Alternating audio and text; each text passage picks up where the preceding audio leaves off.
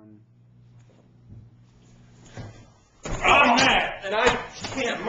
And we talk about comics. At the comic ball. At the comic ball. Alright, first things first. Next Tuesday. What's going on? How old is Marvel? Marvel, 70 years old. 70 years old, and we are celebrating with a party. Big party. Big party. Big party. Big party.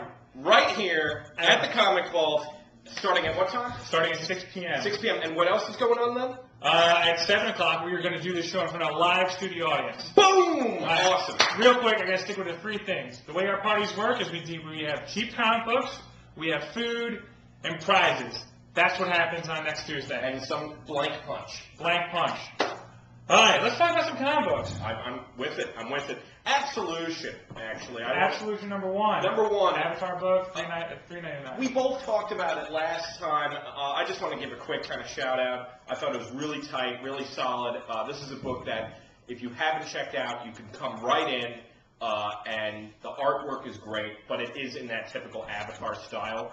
I loved it. Highly recommended. Yeah, it's a little violent for my taste. Yeah. But what did I read this week? I read Amazing Spider-Man 601. How's that? $2.99. How's Spider-Man? Is he coming back in your good graces? He did a Matt Sardo. He got drunk at a wedding and had a one-night stand. That's all I got to say about that one. But it was entertaining. It was emo drunk Spider-Man at a wedding. Spider-Man 3. Okay. Good. And you read? I read the Hangman. Hangman number one. This is that red circle line. The red circle line. Yes. The red circle line. The red circle line. J. Michael Straczynski. You know, J. Michael Straczynski, the strink, if you will. No, that was terrible. No, that's not gonna catch on. When he's good, he's really good, and when he's bad, he's really bad. Amazing Spider-Man. And he was really. This is Thor side. It's good. It's on that side of the quality. You got your Civil War kind of start leading up into modern day stuff, and the artwork's pretty darn good and gritty. So yeah, no, I'm gonna read it tomorrow. Yeah, check it out. Definitely check it out. And one of the other books I read War Kings number 5. It's $3.99. You've been talking about this the for last a while. issue. I love all the blanking on words. The space characters out of Marvel. They rebooted it. This is their third in their trilogy. Yes, my favorite thing. Yes. This was the fight that we've all been looking for. It happens. It goes on. I know I've showed you a few splash pages. That's look cool. And it kind of sucked you in, probably. Maybe, pick it up.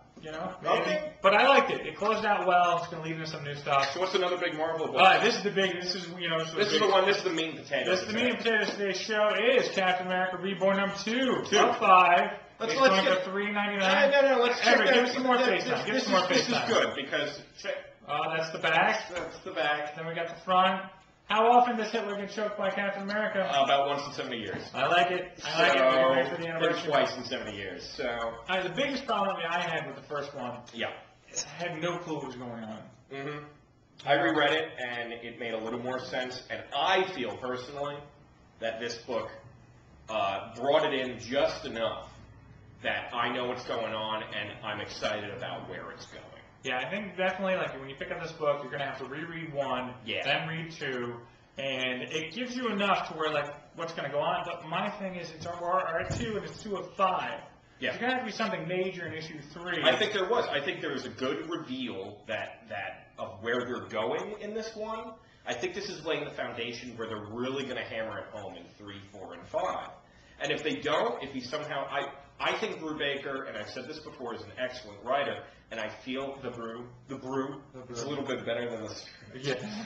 So the brew, I think in this one, he has overall a very good sense of flow, and if you're looking at this, because he said from day one of Reborn, this was the whole time the plan.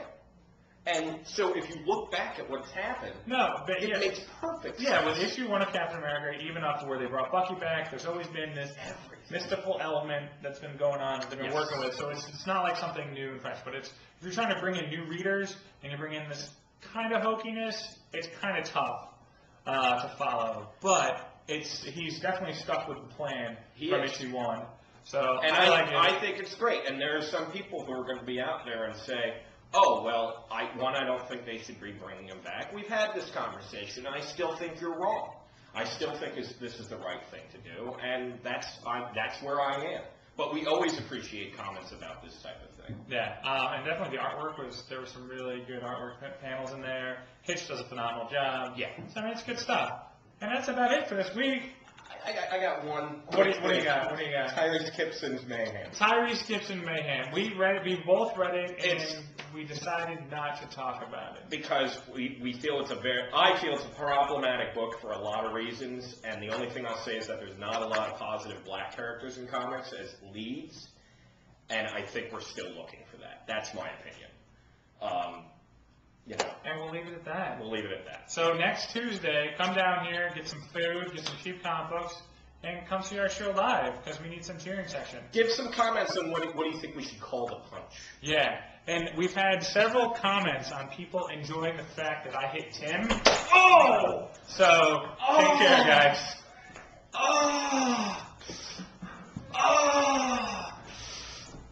Okay.